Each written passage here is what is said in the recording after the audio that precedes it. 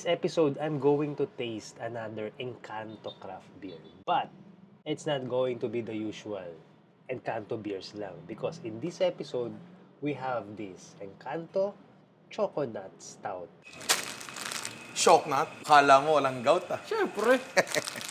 It was introduced last December 2024, and since then, it's very rare to see this kind of beer. So, nung may nagregalo sa akin ito, I was really excited and I was so happy dahil finally makakatikim na ako nitong Encanto Choconut Stout. I really saved it because I wanted to taste it on camera.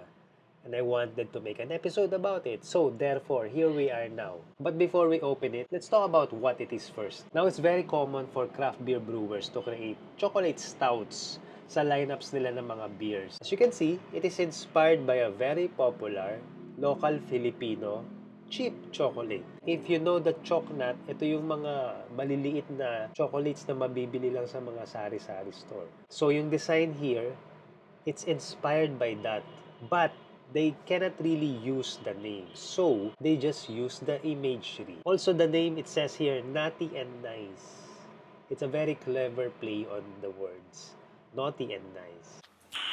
Nice. It's 6.3% alcohol by volume. So, medyo mas mataas siya than the usual beers. Red Horse is 6.9%. So, this is closer to Red Horse than Pale Pilsen. Let's read the label. Childhood memories unlocked.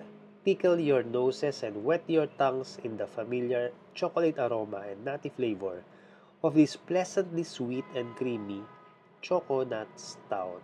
Now, I've tasted a lot of Encanto craft beers before, and I kinda have an expectation of the quality and the standard ng Encanto beers. They're not very adventurous. Although meron sila ng mga flavors like Mango Nation or yung Ube Lager, I can say na it's pretty safe. Meaning, hindi masyadong intense, hindi masyadong experimental yung lasa ng mga beers nila. It's a safe bet. You can always say that you will always have a good taste with Encanto beers. Okay, enough talk. Buksan na natin to. Let's go.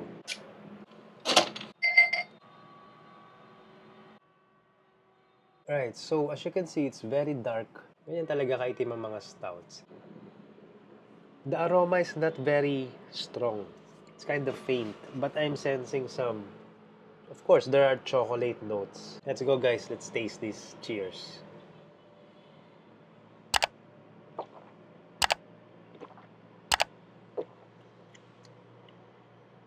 Oh, that's a very complicated and complex flavor. There's a complexity to the sweetness. It's sweet, but it's not overwhelmingly sweet. It doesn't taste like the usual chocolate stout. I'm sensing some caramel notes, and I'm sensing some... I don't know kung may coffee to, but parang may hint of coffee. I don't know if it's just the effect of the chocolate. Yes, that's very good.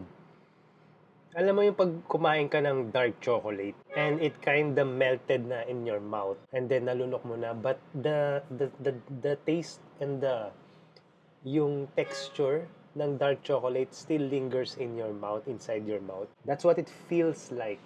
Para kang kumakain ng dark chocolate, but in beer format. The mouthfeel is just right. And for some reason, I don't feel like I'm drinking beer. It's very weird. It's a very weird feeling. I know it's mataas ang alcohol by volume niya. It's 6.3, but I'm not sensing immediately the alcohol sensation in my mouth. Also, the finish is strong. Nalunok ko na kanina pa na lalasahan ko pa rin or nasisense ko pa din yung lasa and the flavors of the beer itself inside my mouth and in my throat. I'm surprised about the complexity of the flavor of this beer. I have tasted a lot of Encanto craft beers, particularly yung Ube Lager.